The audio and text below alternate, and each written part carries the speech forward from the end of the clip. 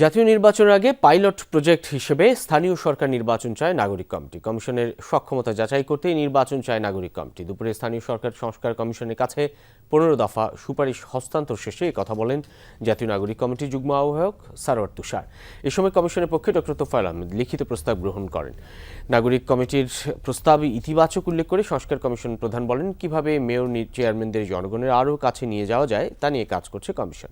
পরে 15 দফা প্রস্তাবনের বিষয়ে তুলে ধরেন প্রতিনিধি দলের সদস্য আলাউদ্দিন মাহমুদ।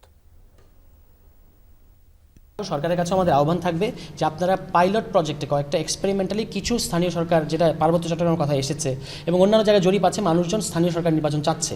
শুধুমাত্র রাজনৈতিক দলগুলো বিরোধিতা করবে এজন্য আপনি স্থানীয় সরকার নির্বাচন এই মুহূর্তে দেবেন না, এটা কিন্তু হতে পারে না।